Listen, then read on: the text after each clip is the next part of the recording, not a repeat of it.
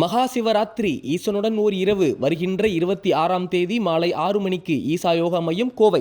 Summer holidays வந்தாச்சு, நம்ம GT ஹாலிடேஸும் வந்தாச்சு. GT Holidays, South India's number 1 travel brand. My friend, my brother, comrade in arms, founder Jan Suraj Party, திரு பிரசாந்த் கிஷோர் அவர்கள் இன்னைக்கு நம்மளுடைய இந்த தமிழக வெற்றி கழகத்தினுடைய 2ஆம் ஆண்டு துவக்க விழாவிற்கு சிறப்பு விருந்தினராக கலந்துக்கிட்டு பேசியது மிக்க மிக்க மகிழ்ச்சி. அவருக்கு என்னுடைய மனமார்ந்த நன்றியை தெரிவிச்சுக்கிறேன். We are an emerging primary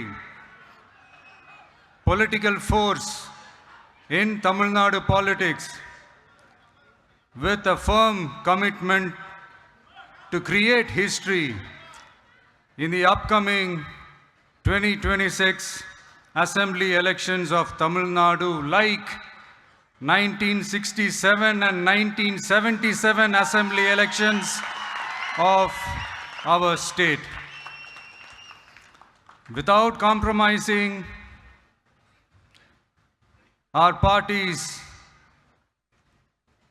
ideological principles at any cost, I am here to collaborate and work with you towards upholding the secular and democratic ideals in TN and beyond. என் நெஞ்சில் குடியிருக்கும்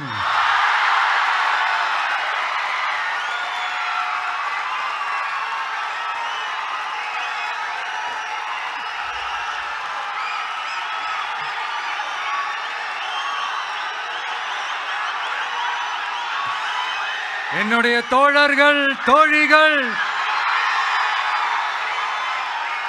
எல்லாருக்கும் என்னுடைய வணக்கம். வணக்கம் வணக்கம்.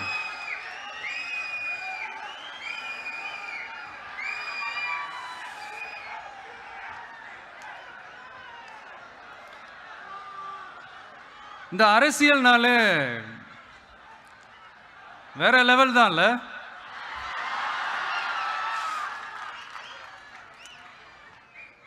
ஏன்னா இந்த அரசியல்ல மட்டும்தான் வித்தியாசமான ஒன்று நம்ம பார்க்கலாம்.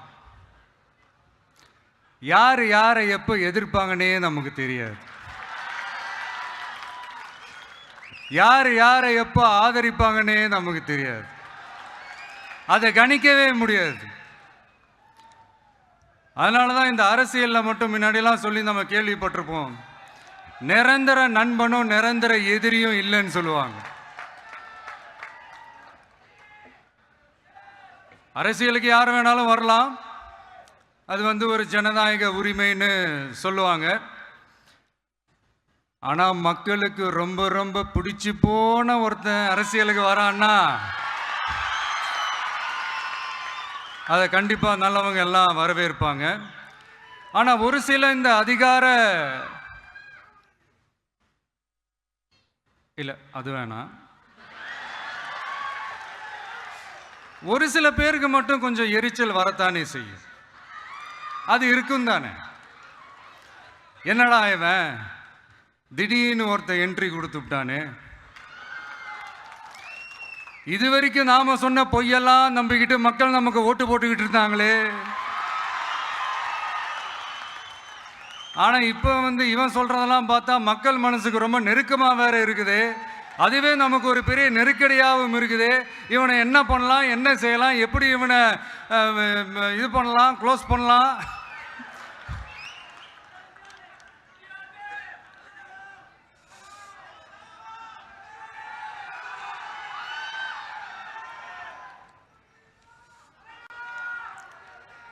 எப்படி இவனை க்ளோஸ் பண்ணலாம், ஒரு கன்ஃபியூஷன் ஒன்று வரும். அந்த கன்ஃபியூஷனில் கத்துறதா கதறதா என்ன பண்ணுறதுன்னு தெரியாமல் வர்றவன் போறவன்லாம் கட்சி ஆரம்பிக்கிறான்னு சொல்லி இப்படி ஏதாவது பேச ஆரம்பிப்பாங்க. இப்போ நம்ம ஆட்சியில் இருக்கிறவங்க நமக்கு எதிராக பேசுறாங்க இல்லையா, அந்த மாதிரி. இப்படிப்பட்ட ஒரு அரசியல் காலத்தில் கொஞ்சம் கூட ஒரு பயம் இல்லாமல், ஒரு பதட்டம் இல்லாமல், வர்ற எதிர்ப்புகள் எல்லாத்தையும் சும்மா லெஃப்ட் ஹேண்டில் டீல் பண்ணிக்கிட்டு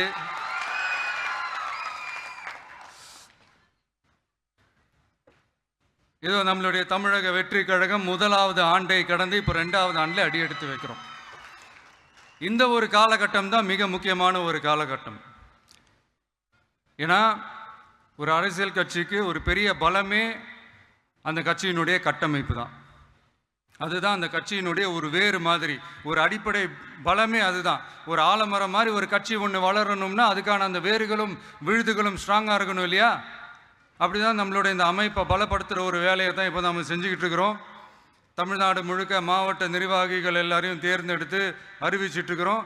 இந்த நேரத்தில் நம்ம மேலே ஒரு கம்ப்ளைண்ட், அது என்னென்னா, அதுதான் எனக்கும் புரியல. நம்மளுடைய மாவட்ட நிர்வாகிகள் எல்லாருமே வெறும் இளைஞர்களாகவே இருக்கிறாங்களாம். ஏன் இருந்தா என்ன?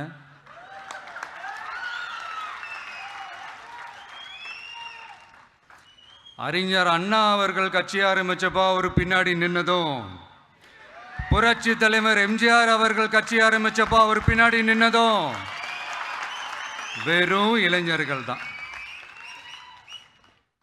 அந்த இளைஞர்களால தான் 1967லையும் 1977லையும் அந்த 2 தேர்தலையுமே ஒரு மிகப்பெரிய ஒரு வெற்றி கிடைச்சது. வரலாறு, அதுதான் வரலாறு. இப்போ அதே மாதிரி நம்ம மேல இன்னொரு கம்ப்ளைண்ட், அது என்னன்னா, நம்மளுடைய கட்சி நிர்வாகிகள் எல்லாருமே சாதாரண குடும்பத்திலிருந்து வந்தவங்களாம்.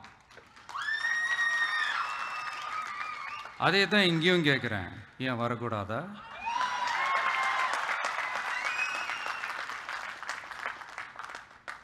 சாதாரண குடும்பத்திலிருந்து வந்தவங்க தான் பெருசு பெருசா சாதிச்சிருக்கிறாங்க. இன்னும் சொல்ல போனா நம்மளுடைய கட்சி எளிய மக்களுக்கான கட்சி தானே. அப்படி இருக்கும்போது நம்மளுடைய கட்சி நிர்வாகிகளும் எளிய குடும்பத்தை சேர்ந்தவங்களா தான் இருப்பாங்க. நம்மளுடைய கட்சி ஒன்றும் பண்ணையாறுகளுக்கான கட்சி கிடையாதுல்ல.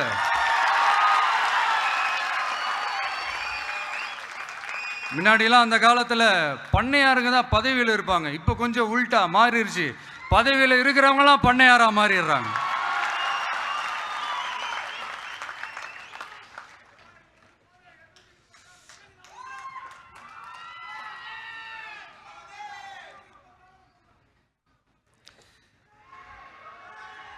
மக்களுடைய நலனை பற்றியோ, நாட்டோட நலனை பற்றியோ, வளர்ச்சிகளை பற்றியோ எதை பற்றியும் கவலைப்படாமல் பணம் பணம் பணம், எந்தெந்த வழிகளில் எந்தெந்த ரூட்லலாம்.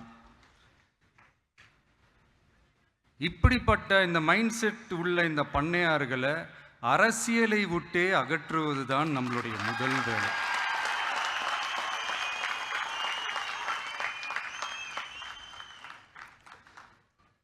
அதை ஜனநாயக முறைப்படி நம்ம செய்கிறதுக்கு தான் 2026 தேர்தலை நம்ம சந்திக்க போகிறோம்.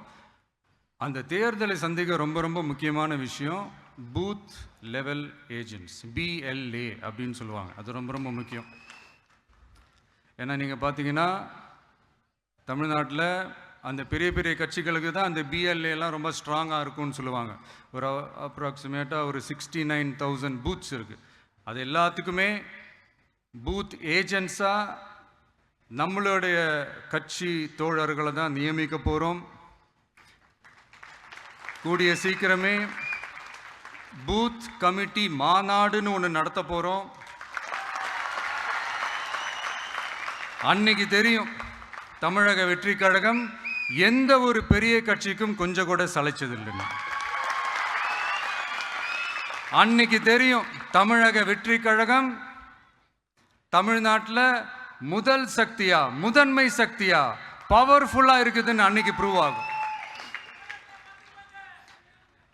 இப்போ புதுசாக ஒரு பிரச்சனை ஒன்று கிளப்பி விட்டுட்டு இருக்கிறாங்க. மும்மொழி கொள்கை.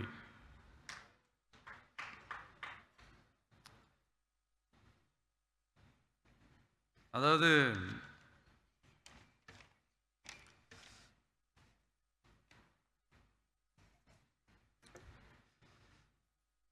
இதை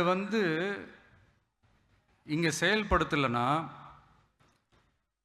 இந்த கல்விக்கான நிதியை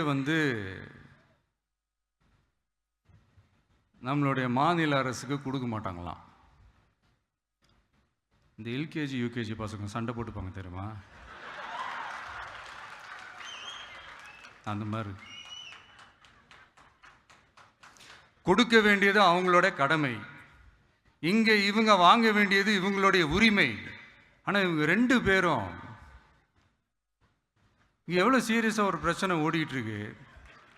இவங்க 2 பேரும் அதாங்க நம்ம ஃபாசிசமும் நம்ம பாயாசமும்,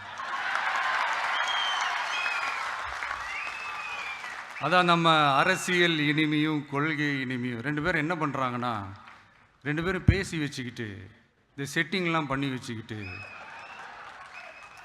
மாற்றி மாற்றி சோஷியல் மீடியாவில் ஹேஷ்டாக் போட்டு விளையாட்டுருக்குறாங்க.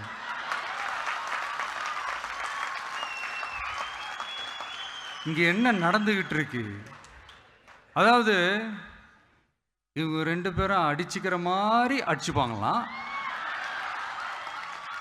அதை நாங்கள் நம்பணுமா, மக்கள் நம்பணுமா? What bro, it's very wrong bro.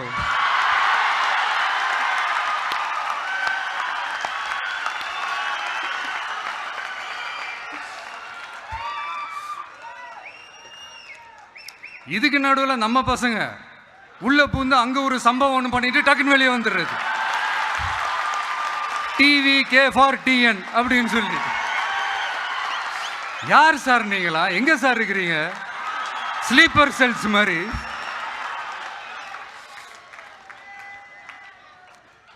அதனால இதெல்லாம் மக்களுக்கு நாம சொல்லி புரிய வைக்க வேண்டிய அவசியமே கிடையாது. அவங்களுக்கே தெரியும் இதெல்லாம் எவ்வளோ பெரிய ஒரு ஏமாத்து வேலைன்னு. நம்ம ஊர் சுயமரியாதை ஊர். நாம் எல்லாரையும் மதிப்போம், ஆனால் சுயமரியாதையை மட்டும் யாருக்காகவும் எதுக்காகவும் விட்டு கொடுக்க மாட்டோம்.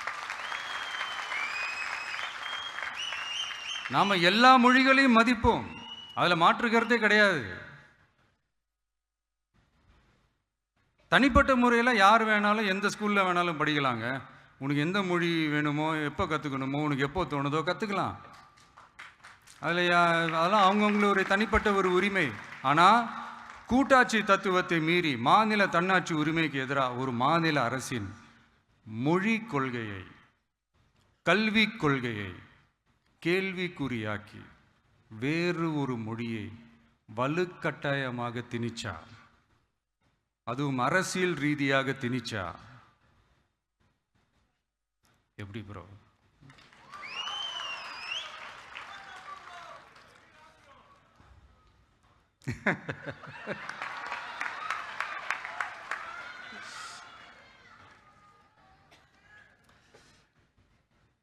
அதனால் நம்மளுடைய தமிழக வெற்றி கழகம் சார்பாக நாமளும் இந்த பொய் பிரச்சாரங்களை எல்லாம் புறம் தள்ளிவிட்டு இதை நாங்கள் உறுதியாக எதிர்ப்போம்.